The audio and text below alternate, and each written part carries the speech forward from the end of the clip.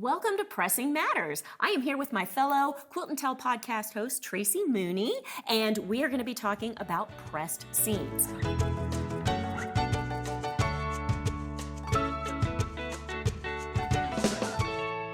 Okay, I know this is a hot ticket question everybody's worried about. Why is it such a controversial thing within the quilting world on how you press your seams? Well, it's really important, especially when you've got a lot of bulk in a seam where a lot of points come together, fabric is layered.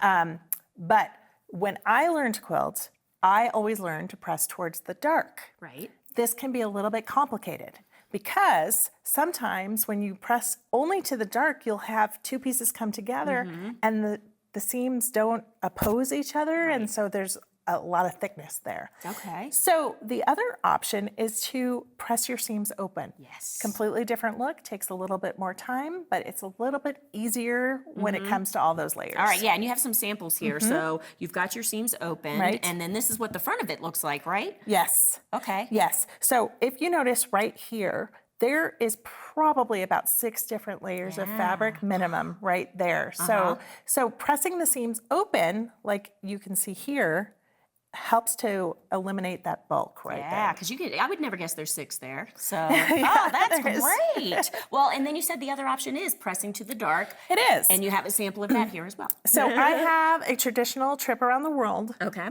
block, which is the perfect example because I alternated a colored fabric patch with a white fabric. So it was really easy. So you'll notice that these seams look a little bit smaller because the white is it's all pressed towards the dark. Now, the advantage to this, especially in this particular block, is because I was pressing always towards the dark, where those seams come together, you can see that it sort of distributes. It just matches. Yes. So it looks nice and flat on the front. Yep. And that's the joy of the left to right, is that it really does nest nice. Like, you know, when there's something satisfying about when you put those together and they work well, so it's great. Plus, it also helps when the sewing machine is going over it. They sort of stick together. Yeah, no, and I mean, I think my biggest thing is I don't have the patience. Like, I feel like halfway through, I'm like, was it left? Was it right? See, was it this? Was isn't it that funny? Yeah. So that's a completely different thing because there are certain people who don't have the patience to press open because it takes a little longer.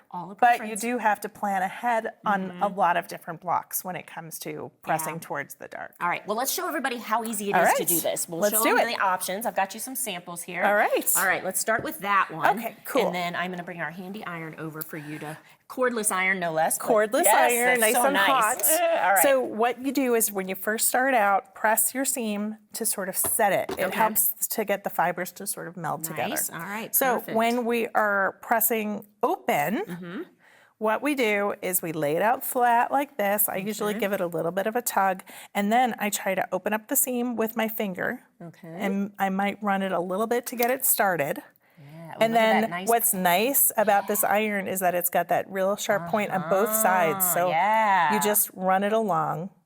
There's no Easy questioning peasy. any direction you can go because it's got the points on both sides. And then That's I great. usually hold it here for a second and then lift it up. Nice. Oh, see, that didn't look that hard. I think it gets Not tricky when hard. you've got block on block on block and you're trying to do it once you do True. some. And sometimes, sometimes it's just you have a lot to do. So it's. And then do you press on the top as well once you're done? I do. Thanks. Okay. Here to help. Here to help. It does help. Yeah, just to get it. If you use steam, then use steam. I tend to use a dry iron, but that's just my preference. Yeah, and that's a whole nother episode. Whole nother episode. Okay, so now we're going to do left and right. So let's start with, all right. Which one are you going to go with first? So this one has green on one side and yellow on the other, so obviously this one's the dark. Okay. So what I'm going to do is I'm going to put dark side up. Okay. I am going to put the iron here, and I'm going to nudge it open a little bit. And then I just run it across. And then I usually just leave it here to sort of get nice and hot. But there you go. Good. So there's one. So easy. And that one's to the dark. So this one we'll do blue to the dark. Okay. And we're going to do the same thing. Yep, get those Set the fibers seam, nice and loose. And then nudge it open. Okay. So now I'll show you what quickly what the advantage to this is that if I have it so that it goes to the dark here and dark there, you nest it together like that. Love that. Tracy. It distributes the bulk. So there you go. Tracy, thank you so much. This was great. I have learned some good new tips. And just when you think you can't learn anything else, I go ahead and do it. So thank you so much. Panasonic.